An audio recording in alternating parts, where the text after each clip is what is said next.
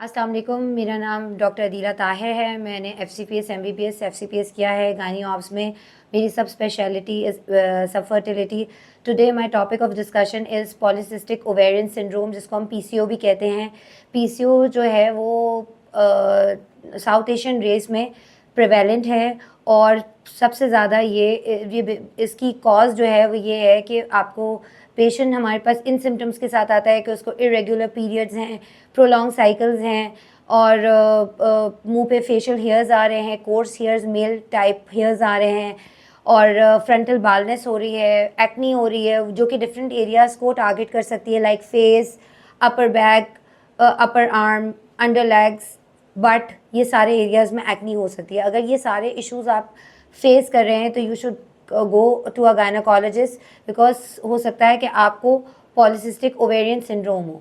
जो basic investigation जब हम कराते हैं एक पेशेंट की जो पॉलीसिस्टिक ओवेरियन सिंड्रोम के साथ आती है तो वो अल्ट्रासाउंड होता है और अल्ट्रासाउंड में एक जो ओवेरियन वॉल्यूम होता है जो नॉर्मल लेस देन 8 ml होता है वो 10 ml तक होता है और पेरिफेरली अरेंज फॉलिकल्स होते हैं जो कि इनकी ग्रोथ अरेस्ट हो जाती है।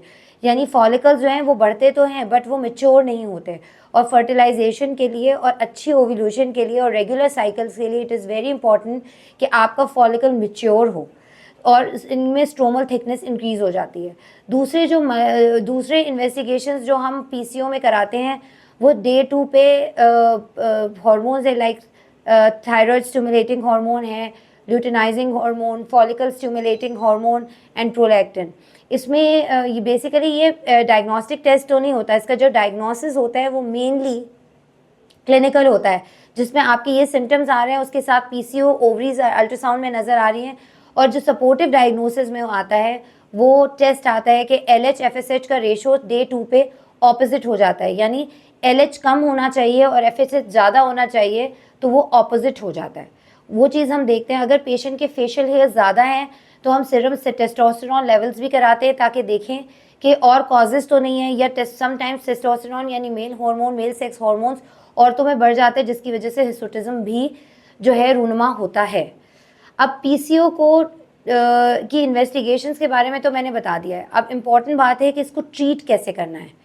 ट्रीटमेंट में ये कि this is a metabolic disorder जो आपकी लाइफ में जब तक आपकी रिप्रोडक्टिव लाइफ चल रही है ये गायब नहीं होगा। किसी टाइम पे ये वेट गेन की सूरत में, प्रोलॉन्ग पीरियड्स की सूरत में आपको नज़र आएगा।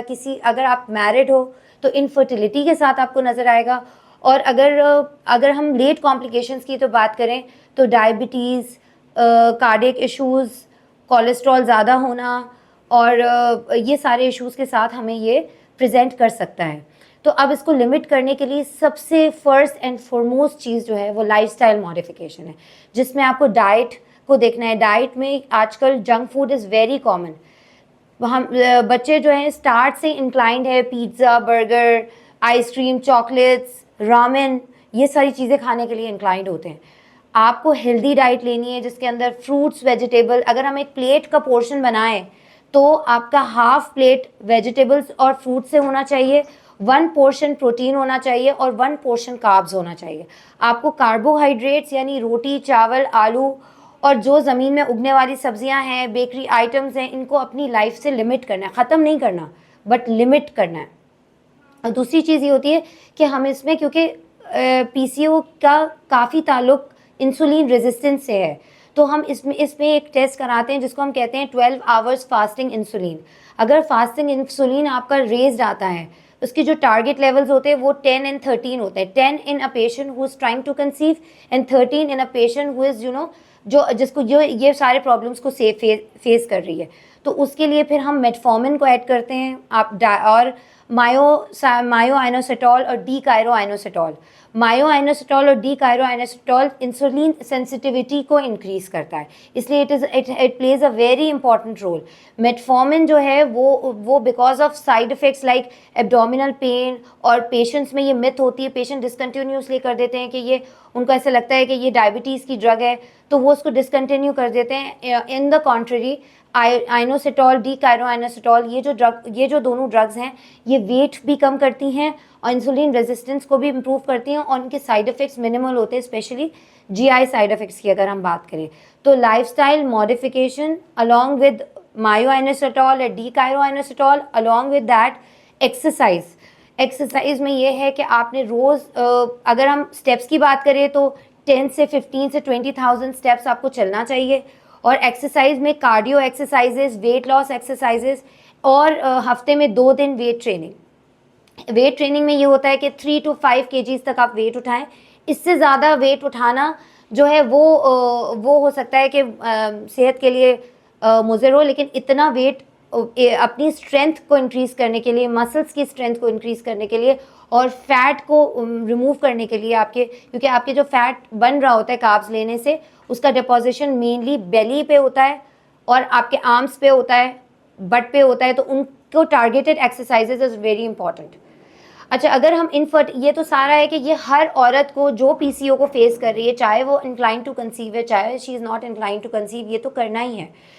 If she wants to conceive, तो समटाइम्स ये सब करने के बावजूद भी पेशेंट जो है वो कंसीव नहीं कर पाती, तो उसके लिए कुछ मेडिसिन होती हैं जो हेल्प करती हैं ओवुलेशन के लिए और अंडा बनाने के लिए, वो हम देते हैं। तो पेशेंट्स अगर अपनी लाइफ को डिसिप्लिन कर ले और लाइफस्टाइल मॉडिफाइड कर ले और ड्रग्स जो मैंने बताई हैं उनको फॉलो करे, तो देयर इज़ 60 to 70% चांस कि वो कंसीव कर ले।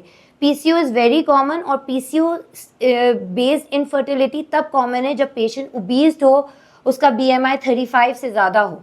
तो मेरा मैसेज यही है कि PCO is common in South Asian race. It's about 60% prevalent in our race. So we should हमें अब डिसिप्लिन करना है अपनी लाइफ को, डाइट से, एक्सरसाइज से और जो ड्रग आपको बताई जा रही हैं रेगुलर फॉलोअप से। और दूसरा इसकी late complications like heart attack, diabetes, उस हाइपर कोलेस्ट्रोलीमिया, इस सब को प्रिवेंट करने के लिए आपको इन चीज़ों को अपनी लाइफ के अंदर लाना है, क्योंकि मैंने पहले भी बताया कि मेटाबॉलिक सिंड्रोम है, ये लिमिट होगा, ये आपकी लाइफ से जाएगा नहीं।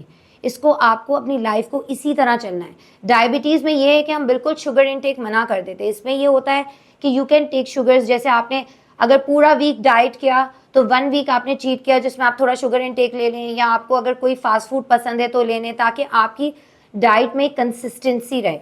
अच्छा, आजकल जो है पीसीओ के अंदर रोल है सीड्स का, लाइक सनफ्लावर, पम्पकिन सीड्स हैं, चिया सीड्स, फ्लैक्स सीड्स, इसमें नेचुरल हार्मोन्स होते हैं, प्रोजेस्टेरॉन होते हैं, तो ये आपको अपनी डाइट में ज़रूर लेना चाहिए।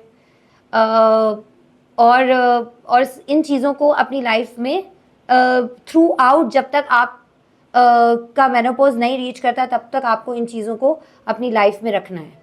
मैं एक प्रोडक्ट के बारे में बताना चाहूँगी जो मैं बहुत दिल से प्रिस्क्राइब करती हूँ, क्योंकि मुझे इसके बहुत अच्छे रिजल्ट्स मिले हैं, इससे वेट लॉस भी हुआ है, इससे सारी वो चीज़ें जो मुझे अपने पेशेंट्स के लिए रिक्वायर्ड हैं और इसकी एफिशिएंसी रिक्वायर्ड है, वो है मैक्फेम प्लस साशे।